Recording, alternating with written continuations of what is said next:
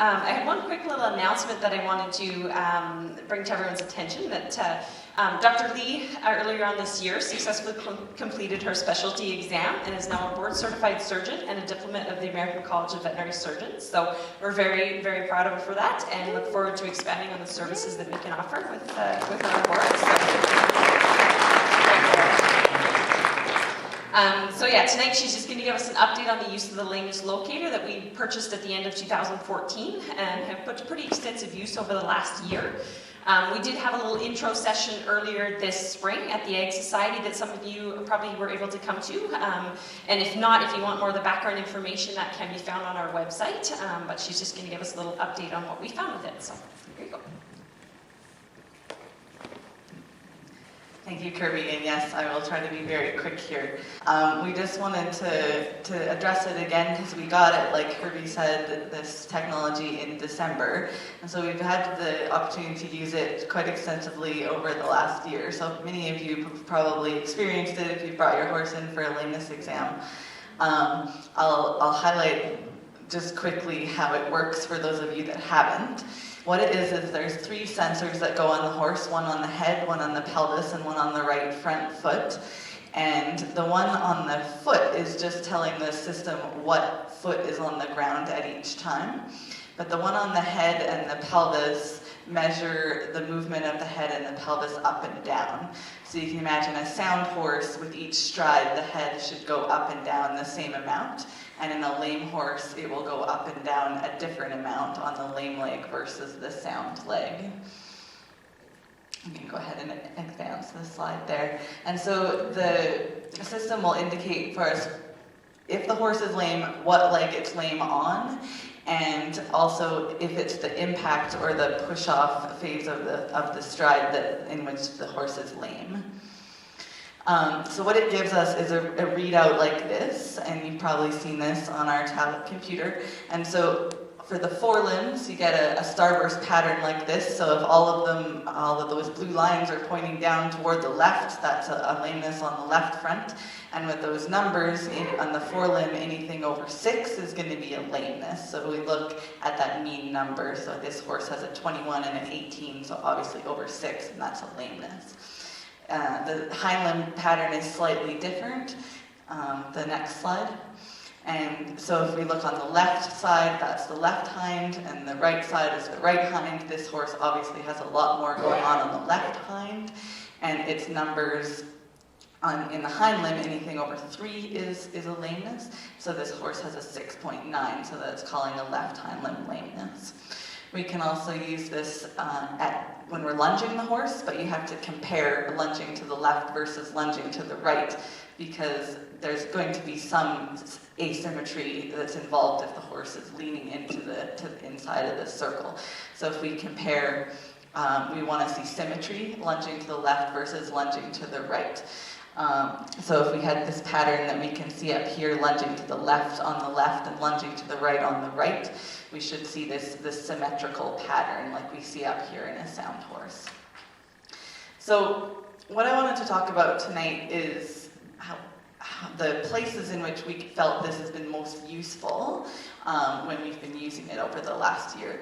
So the most obvious place that it's useful is subtle lamenesses. Horses that present for, well, I don't really know if he's lame, but he's just not going well. He's not performing like he used to. Or horses that, when you're discussing it with your friends, somebody really thinks it's the right front, somebody else thinks it's the right hind. Everybody's trying to figure out where this horse is lame. Other differences of opinion might be the vet really thinks it's the left front and the owner really thinks it's the right front. You might think that doesn't happen, but it does. And so it's helpful then too to give you an objective opinion and able to tell you, yeah, absolutely, this is the right front. It's not negotiable at that point in time. You can take it home to your friends and prove to them, yes, I was right, it is the right front. So it's helpful for that. It does sample 10 times faster than the human eye, so it is able to pick up a more subtle lameness than it's possible to see visually. So it's able to give us a number and pick up and identify those lamenesses that we can't even quite see. Another scenario in which it's really helpful is those horses in which there's multiple limbs involved in the lameness. Horses that have 2 or even 3 legs in which that are painful, which is really a quite common scenario. And it's able to help us sort out which legs are involved and which legs might be compensatory lameness and which might be a primary source of lameness. Horses that have a hind limb lameness, even when it's a very subtle hind limb lameness, will often have a compensatory forelimb lameness on the same side. So, like you can see up here, this horse has a very subtle left hind limb lameness and a more significantly visible left forelimb lameness. In this scenario, you might obviously see that forelimb lameness, but the hind limb lameness is what's actually primary and what needs to be worked up and treated. And so without this technology, we might not visually pick up that hind limb lameness, and so then we might be going down the wrong road trying to treat that forelimb lameness. And so this allows us to know, no, there's actually a hind limb lameness there that needs to be identified and treated. It also allows us to block out the really subtle lamenesses that we might not be able to otherwise. So if we can barely see that lameness, it's intermittent, sometimes you can see it, sometimes you can't, to put local anesthetic in there and try to identify where the leg is lame, try to take that lameness away and make the horse sound so that we can identify it, you can't do that. But if we can have numbers there that allow us to see a consistent number each time, we can then go ahead and block out that lameness that we might not otherwise have been able to do. So this is a horse that had a very subtle lameness on the left-hand side. With a threshold of 3, he had a 4 number, so very subtle, but it was consistent. And we were able to block that out and get the numbers that we see on the right-hand side, where he actually got rid of that right hind limb lameness and switched over to a left hind limb lameness. Another topic that we've got more information on in the last year is the use of this technology in a pre-purchase exam. When we first got the technology, we were trying to figure out, is it a good thing to do in a pre-purchase exam or not? And I think it is for some horses, and it's not really for others. It reinforces the subjective opinion that you're getting from your veterinarian as to whether this horse is a lame or a sound horse. And I think it's really useful for clients that are seeking to minimize the risk in their purchase, that really don't want anything to do with a horse that's not completely sound. It's also useful in young horses, I think, because those horses probably should be completely sound. You know, if you're buying a 19-year-old jumper, it's not going to probably come up perfectly sound on the Lameness Locator, and so you have to know that and interpret that in that light. But in a young horse, you really want to see a pretty sound horse on there. So it's useful. You definitely need to interpret what you're seeing on there. The other good use of it in a pre-purchase exam situation is that it just gives you a baseline gait signature for that horse. You're buying that horse, you're bringing it in, you have that information, and so 3-4 years down the road, you can go back to that and compare to it, so it's useful for that as well. So it's something that we don't do it in every pre-purchase, but it's something that we offer, and if you want to include that in your pre-purchase, then you can. Another thing that it's very useful for is monitoring progress. So you can put it on before you treat the horse and get an initial evaluation, treat the horse, and then monitor every time you recheck the horse, quickly put it on again and see how you're doing. So it allows you to say, okay, yeah, the horse is improving with that treatment, or the horse is not improving, nothing has changed. So in this example on the left-hand side, the horse has a clear left front lameness. And after 6 weeks of rest with this horse, we could see that that forelimb lameness has gone away. The other thing that's come to light is that we've had questions as to whether this is suitable for any horse, draft horses, miniature horses, whatever. And the system does actually compensate for size of horse programmatically. It evaluates the torso movement of the horse to figure out what size the horse is and applies a correction factor. So it is reliable even in miniature horses. So finally, I'd just like to say that circumstances in which we find it useful, we have found it useful really in all lameness exams. So we tend to put it on in the majority of our lamenesses. It gives you a good evaluation of the whole horse. It confirms your primary diagnosis. It allows for really clear communication between us and the owner, because you can hold up that readout and everybody can see clearly what's going on. And it is really helpful for rechecks, especially when it's a different vet that's going to be seeing it next time, or you can carry that forward and have that information in the future. So any questions for the Lameness Locator and what we've been seeing with it? Yeah. So how does it compare with the visual comparisons when you guys have looked at it? 99% agreement? I wouldn't say that I'm 99% accurate.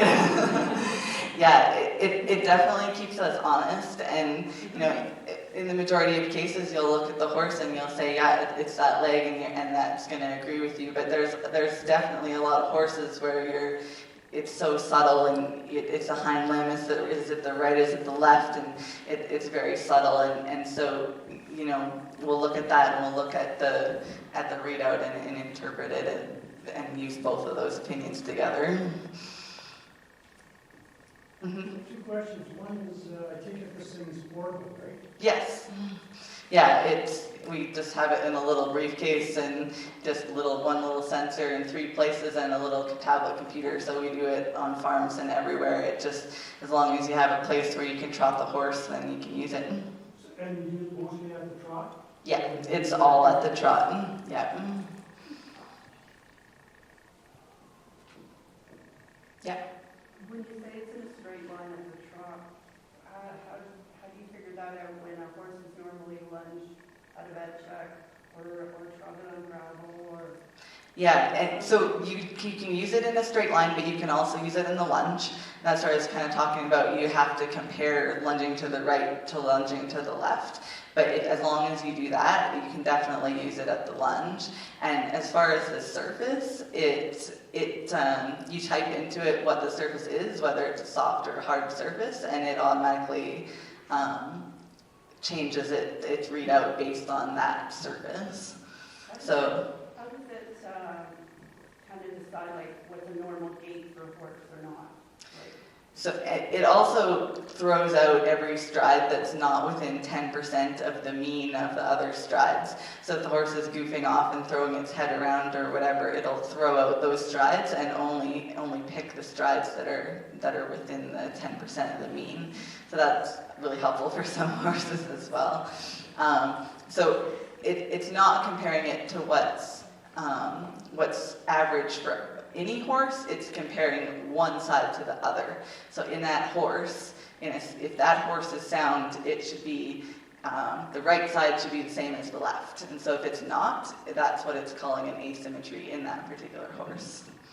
In a vet check, if you went ahead and did your diagnosis first and the horse flexed perfectly and everything was 100% with you, and then you put this on and got these dramatic differences, and the buyer said, no way.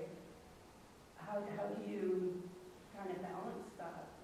Yeah, that's a hard thing, right? And so that's what makes it a little bit of a challenge to interpret in a pre-purchase exam situation. I wouldn't say that you're not likely to not see anything at all visually and then see dramatic changes on the Lameness Locator. If you don't see anything visually, it's going to be very mild changes on the Lameness Locator.